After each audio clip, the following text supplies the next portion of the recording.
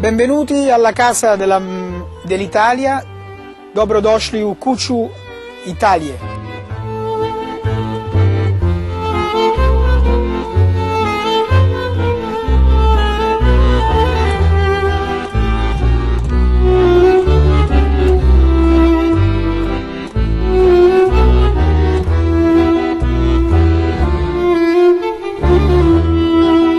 Sono Giuseppe Manzo e sono l'ambasciatore d'Italia a Belgrado.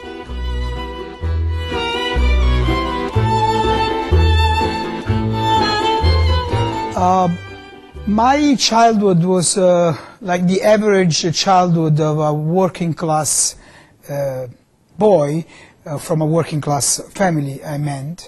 I would say like the one you would have here in Belgrade in Blokovi. So I enjoyed playing soccer in the street, going to church, and after church playing soccer in front of the church. And my parents are from, as I said, working class background. So my mother would stay at home. My father was a concierge at a hotel, and he worked in many places, not only in Italy but also abroad. And of course now he's retired. And I come from Naples, from a southern city, and I spent there my first 25 years of my life. So this would be, let's say, a happy childhood, I would say, and I have many memories. Perhaps I would like to mention a couple that I really treasure, and I'm trying to pass to my two sons. Italy had this very old tradition, a very nice lifestyle, so having long vacation to summer places, to the sea. And so I remember my parents taking me to the sea. We would spend there a couple of months while my father was working in the city. My mother, myself, and my other siblings would stay in an island off Naples, Capri, because my mom is from there, and so we actually grew up spending each summer, few weeks there. And so this is what I'm doing now with my children, since they, my children having a different background, because they were born to a diplomat. One was born in Washington, one was born in New York, and they traveled the world. So I thought that they should have some roots. And the roots are in Capri. So they can't wait every year, they can't wait to go back to Capri to play with their kids, and perhaps to do what I used to do, playing in the streets, getting, let's say, caught by the local police because they were playing soccer in the streets. It's not allowed. I'm trying to give them some normality, some normal life standard that I used to have in my childhood. Because now it's different for children. They have their PlayStations, but they don't have much of a chance to be with others and perhaps do the things that we used to do.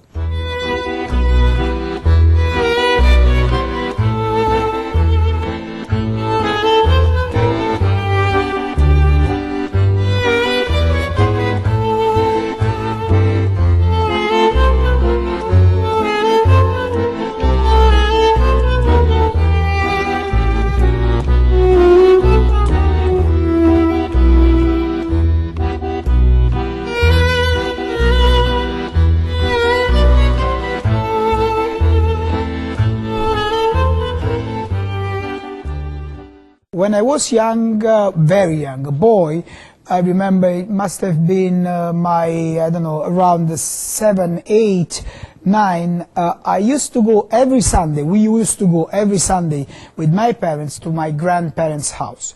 So you have to imagine and picture with me.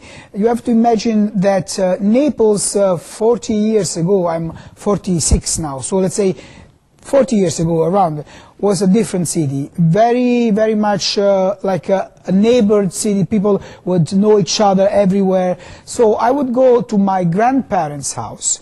They were a very popular neighborhood. People would, be in the street, talk to each other, and I could walk in the small via, small street of the old quarters of Naples. We call it Spanish quarters, and just walking by them can smell the flavor of pizza made in the street, and going to my grandparents' house where all the family would be united, and all the grandchildren like me would sit around the table with the grandfather and grandmother, with the parents, and spend perhaps the 3 or 4 hours long lunch for Sunday with, of course, pasta, meat, and many specialties from Naples. So this is something that I can picture. I can also picture myself taking my little sister by hand and walking together there. So this is something that will stick to my mind, perhaps also in the future. We are 4. Actually, it's a bit complicated situation, because after my mom and my father had me and my sister, she is younger than I am, let's say 6 years younger.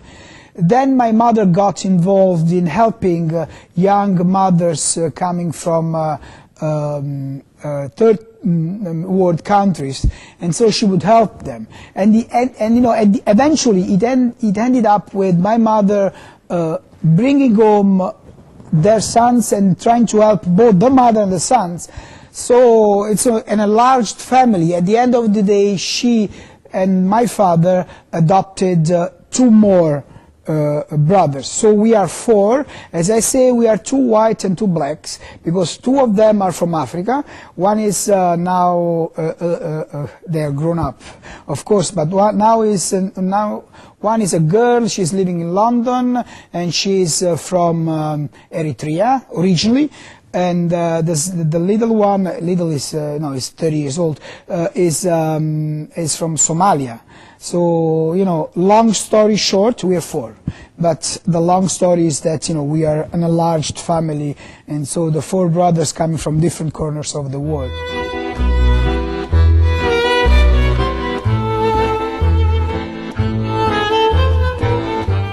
I would say that I was a very good student, and for the first part of my education, a very well one. Very well focused. I liked that a lot.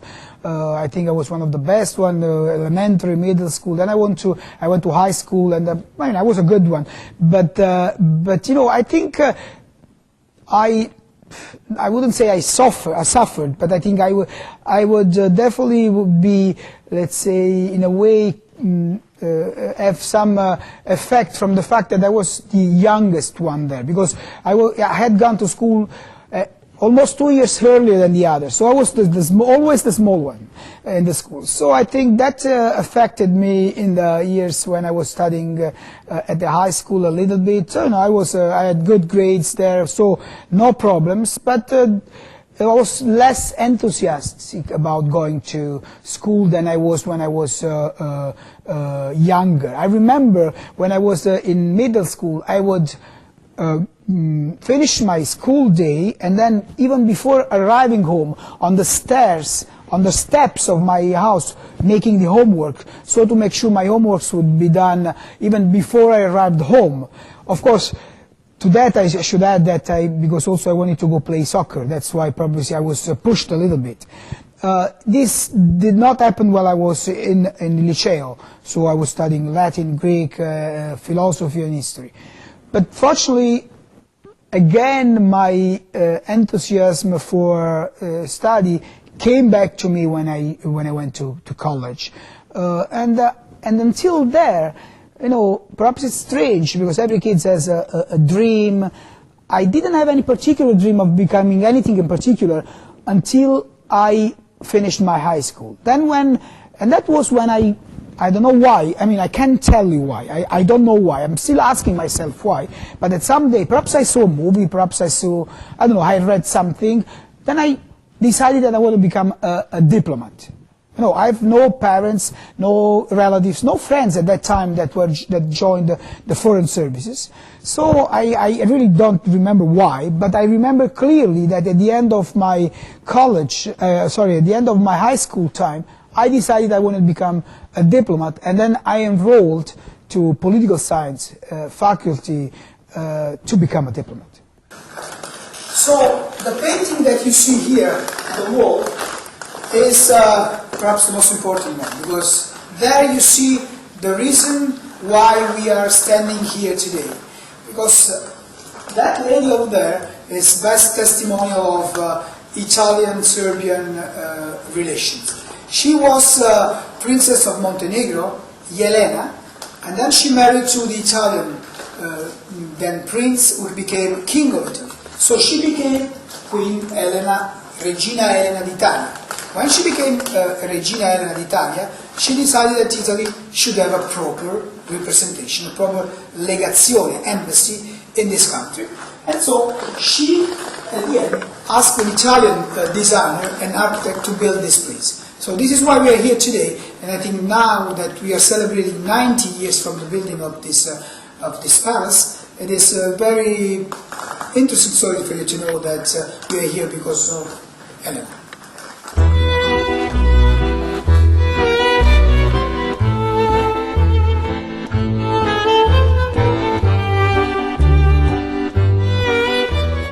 I picked, as I said, I chose political science as a major in my college years because I really wanted to become a diplomat. I mean, that was I don't know, as I said, a goal that I had set, and so I chose the political science, international studies, international law, and so I went through the whole 4 years term. I graduated in political science with a final exam, a thesis on the United Nations and the use of force in the international relations, and then after graduation, I took a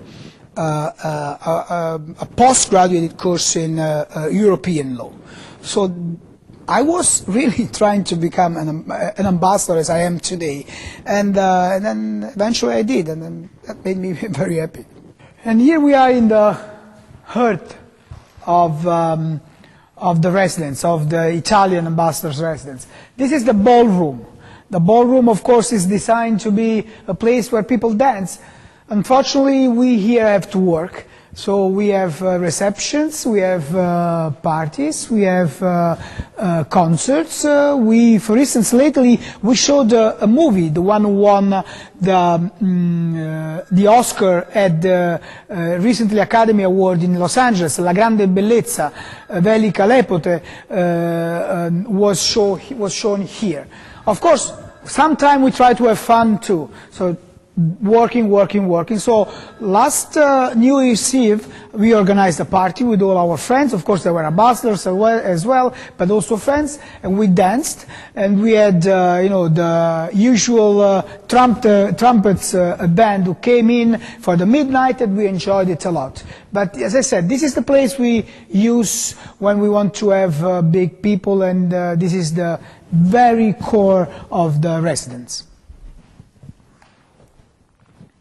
I didn't know at that time why I had chosen to pursue this path of becoming a diplomat, because I had no experience, no friends and relatives who reported to me what was being a diplomat. But now I know why I did that, because since you asked me about, let's say, perhaps having changed my mind about this, I think that in my 21 years of foreign service, I really found out why I then chose to become a diplomat. Because it has been giving me, and I hope it will give me, always that kind of push, drive to do new things. Think about a diplomat, an average diplomat. My first posting was Tirana, Albania. It was 20 years ago. Then I moved to Washington. Then I moved back to Rome. Then I went to New York, and then here I was spokesperson of the Ministry of Foreign Affairs. Every time I entered the Foreign Service at 24 years old. And now when I came here last year with my wife and my children, it was like starting again. I felt like I was back when I entered the Foreign Service, because this is my first ambassadorial post. So, in a short sentence, to sum up why, because it keeps you young. It keeps you busy with different things, with different things that happen to you every day, and if you don't like a particular time of your let's say career, you know that you will change it in 2 years, in 3 years, in 4 years. Unfortunately, sometime, as it happened to me, and I guess it will happen with me when I leave Belgrade, sometimes you get attached to the place, so it's sad to leave it. But also sadness is something that you should experience to grow. So it makes me and my family grow every time we change.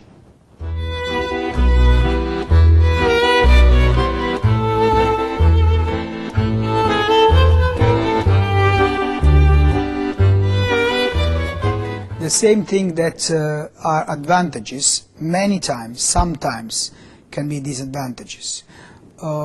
I'll just mention something concrete so you can understand what I'm talking about.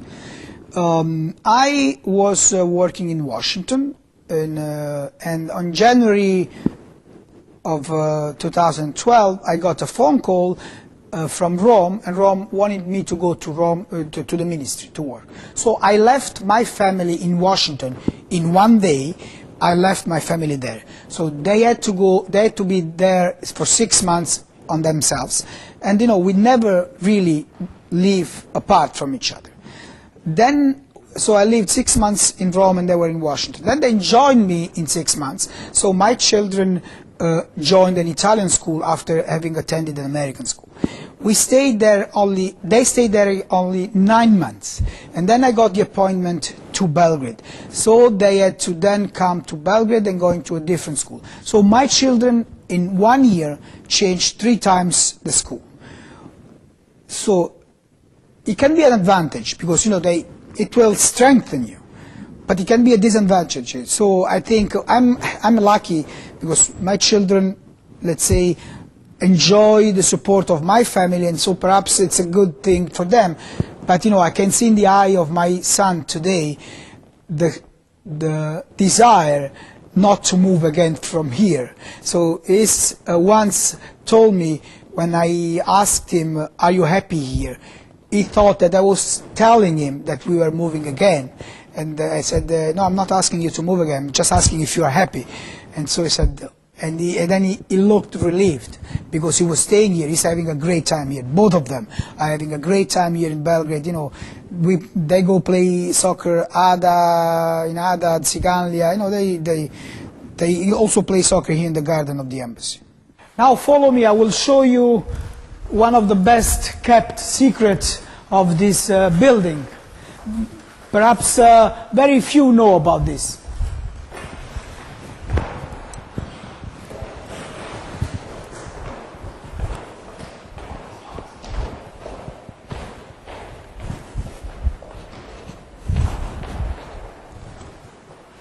Please, come in.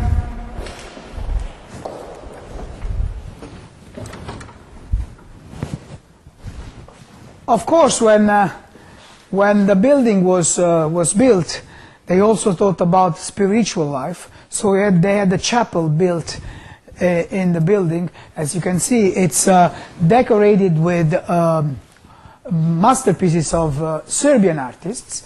And for instance, we have here, every year we have the diplomatic liturgy, so the Mass for the diplomatic corps. All the Catholic ambassadors come here, and the nuncio, the ambassador of the Holy See to Belgrade, he is the one who officiates the liturgy, the Holy Liturgy.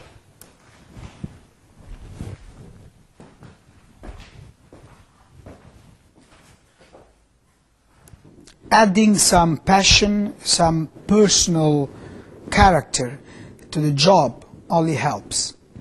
In a time where everything can be done through emails, through telecommunications, through sending files, sending pictures. The personal contact, the personal side of relations, I believe, is more and more important. You can pass messages more effectively if you're not passing them as a machine could do. So I think that in this case, being perhaps, as you said, as an Italian can be very open, very warm.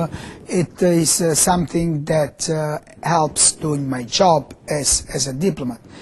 Of course, this does not mean being, let's say, just frivolous. It means being passionate at what you do it at the best of your resources, with the most seriousness and honesty. If on top of it you add the personal and the character, I think it's a perfect combination.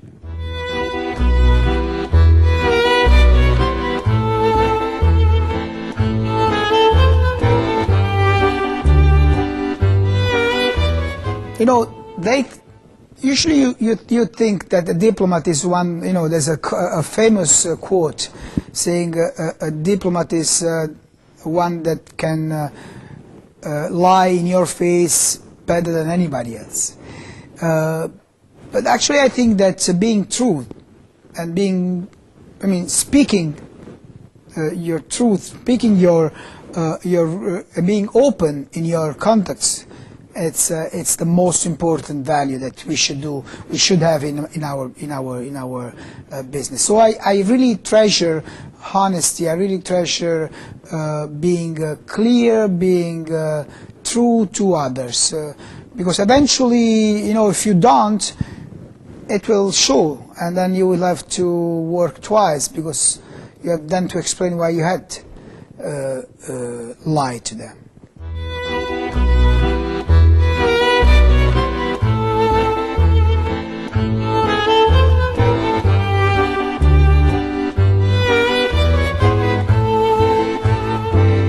I met my wife while we were working together at the embassy in Tirana. So we were young. I still consider myself young, but we were younger. And of course, working together was a very good opportunity to get to know each other. And as I said, this is important, and I always remember that this job gave me this opportunity. So she had to leave her job there when I moved to Washington. So you talked earlier about advantages and disadvantages.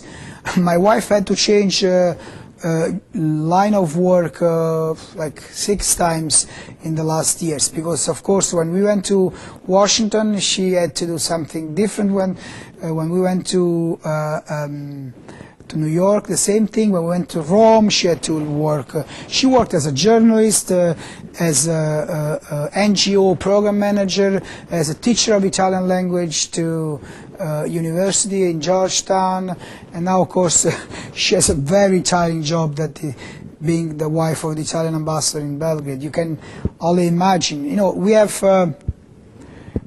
just to mention, we have 500 companies working here in Serbia.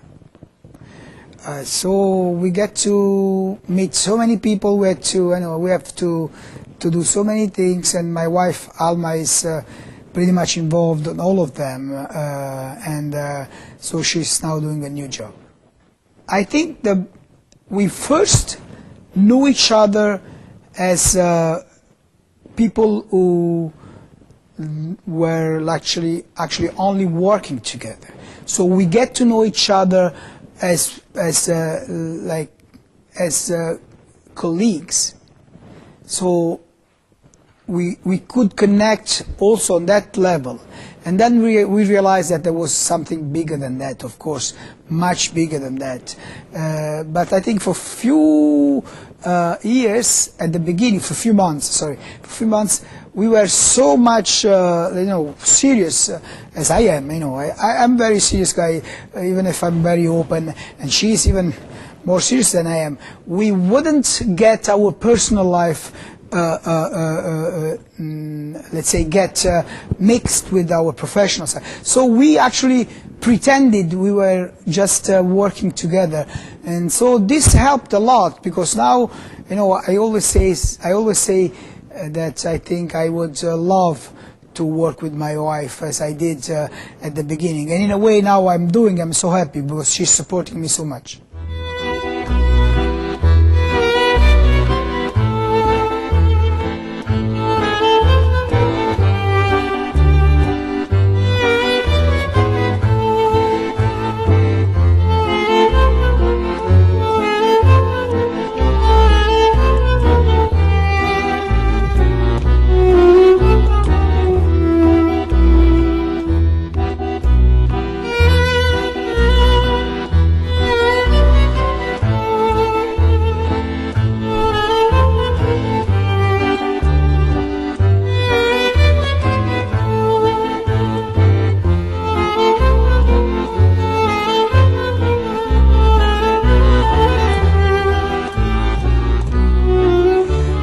I'm now in a particular position. I have a very, very tight schedule, busy one, also on the weekends, so I don't have very much time for my personal life.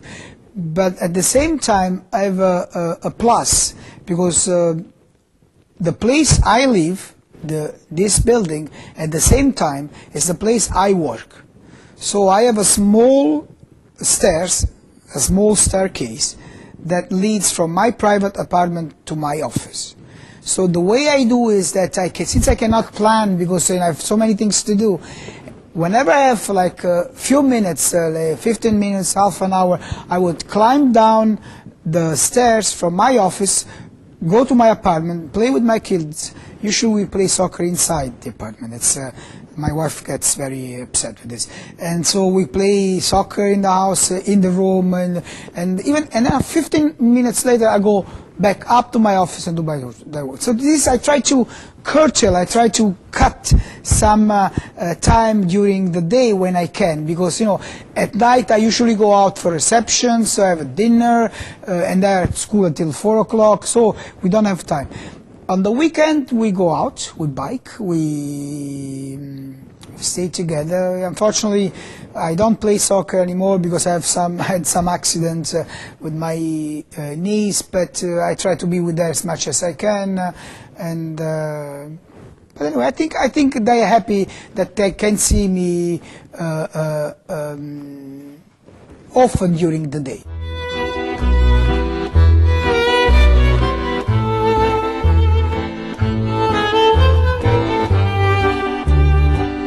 I really like words. I think they are important. They are the way you and I now can exchange our thinking. So this is important. So of course, I do care on how I use words, and perhaps sometime it's as I told you, I used to work with words when I was a journalist, so I'm very used to doing this. And words can show you something, can hide you something. And I think you should be careful in using words. And as an ambassador, I know that when I'm talking to, let's say, the foreign minister of Serbia or the prime minister of Serbia, is very important the way I use the word, and I should never forget that it's not Giuseppe Manzo who is speaking, but the Italian ambassador, so my country. At the same time, you cannot be only the words you speak, because otherwise, your counterpart would believe that there is nothing else but words on your side. So you have to also, give some of your personal, let's say, approach, attitude to the things you said. So I try to put some of myself in the words, but of course never crossing the line that separates your personal words and ideas from what you have to say and what you have not to say.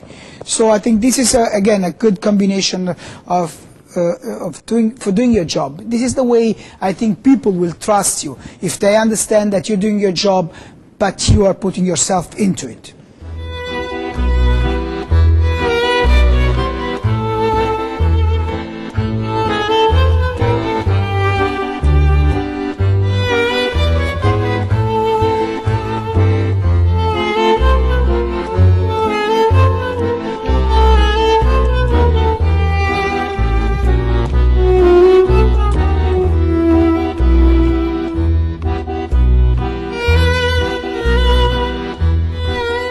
Compromise. It's not a bad word. I mean, only those who don't want to find a solution don't find a solution.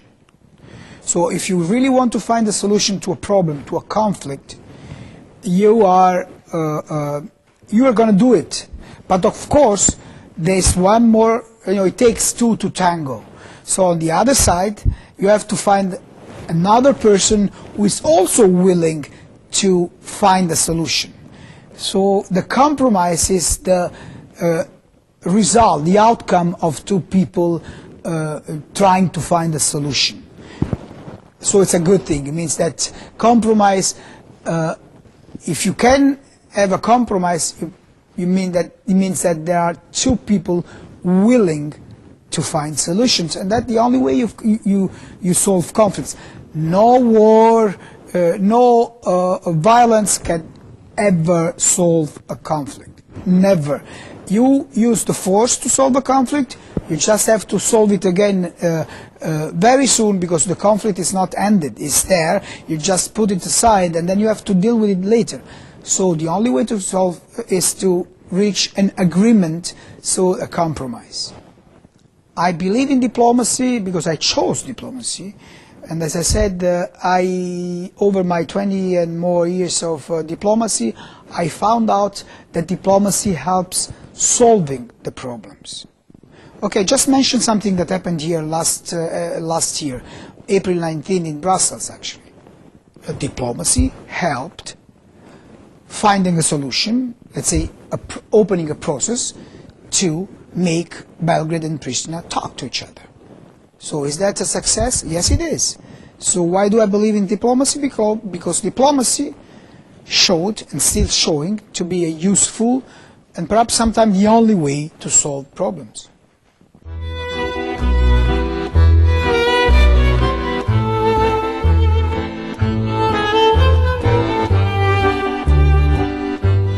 I think my first memory of this part of the world, the then Yugoslavia, I think goes back to my childhood, and it has nothing to do with my job.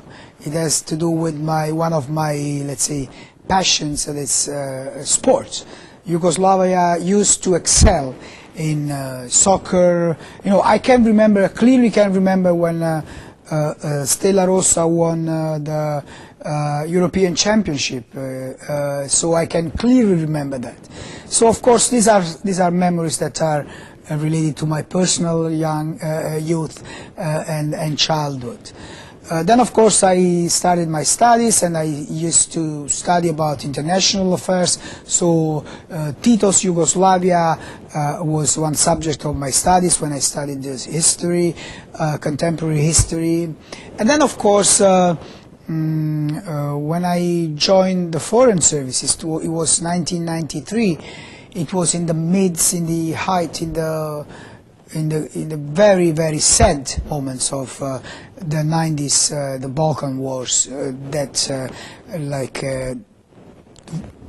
literally destroyed many parts of this beautiful region. So I have different memories of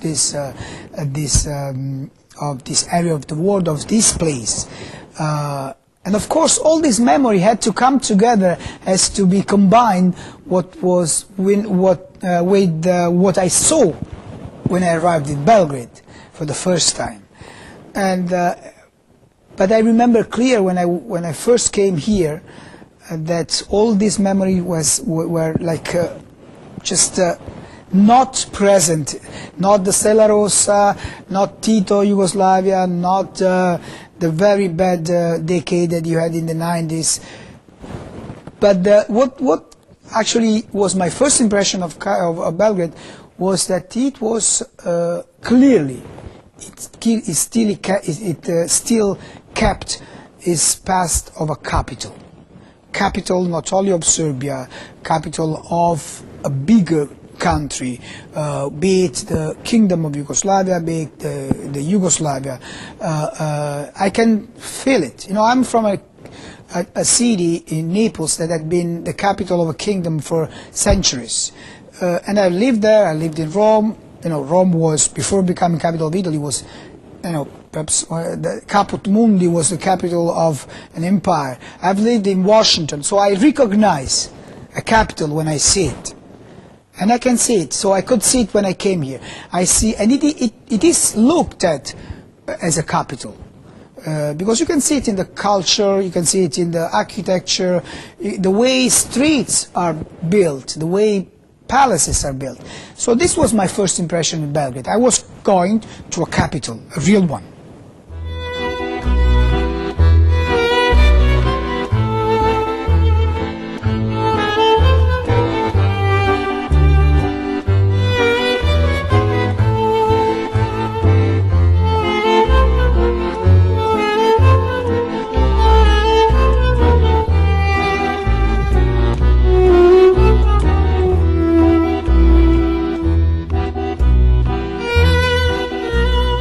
This was my first impression about Serbia when I came here, and it still is my impression. So it stayed, it sticked. So it was not just a first impression.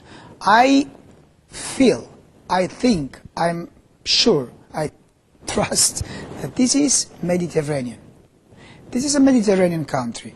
I don't know if it pleases you or the Serbian people, but this definitely belongs to what we called in Italy a greater Mediterranean. So that goes from the northern shore of Africa to Italy, to the Aegean Sea, to Turkey, and so this is part of the Mediterranean culture. Not only because you gave birth to how many 17 emperors. It's not that.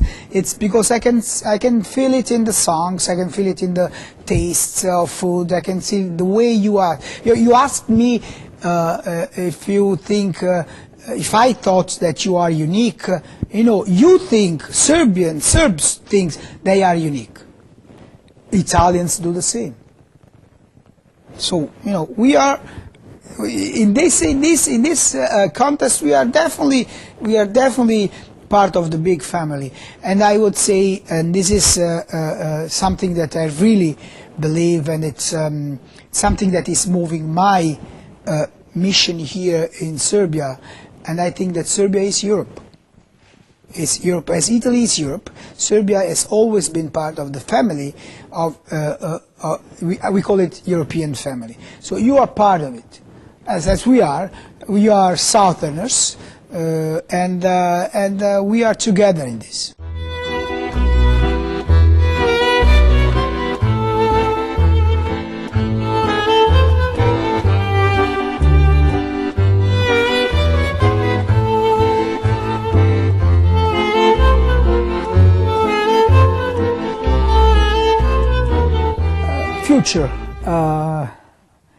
Future for Serbia. Future is a word of 6 letters. Future, and I think the future of Serbia lays in a word of 6 letters. That's Europe. And you know, it's as I said, it's not only your future; it's your past. It's your. I mean, the place you belong, and this is why Italy has been so much supporting Serbia to open the negotiation for acceding to the European Union. But also, now that I'm thinking, and I'm making this joke with the 6 letters word, growth, it's also 6 letters, and it's also part of your future. You need to have more employment, you need to have growth, as I said. And I'm sure that the current government, as the previous one, is working hard on this. It's not going to be easy. It's going to be very, very difficult, because the situation, as you know, not only in Serbia but in Europe, in the world, is difficult, and growth is very, very key to your future. For instance, I would say that you should perhaps, and let me use again a joke with words, you should perhaps focus on culture and agriculture. This is 2 things that are, again, in your past and can be the bridge for your future. So this is why, for instance, Italian companies like Ferrero, you know, the one who makes Nutella, decided to invest here, because there's a lot of a great potential of growth in agriculture. And culture, of course, is something you're very good at, and we are supporting your culture a lot. We'll be doing that during the current Italian semester of presidency of the European Union, by organizing exchanges between artists from Italy and from Serbia. So, as I said, these are 2 key sectors you should work on. You have definitely a big burden from the past. That are so many, for instance, public companies that are not working as a market private companies. So you have to take this burden on your shoulders. So let's say the good part of your economy should also work for the bad one. And this is why I think the government is very right in addressing the issue of state-owned companies, because unless you change that, you will always have to bring this burden, and you will not ever be able to really grow as you should. Grazie di essere stati con me oggi. Doviđenja. Vidimo se.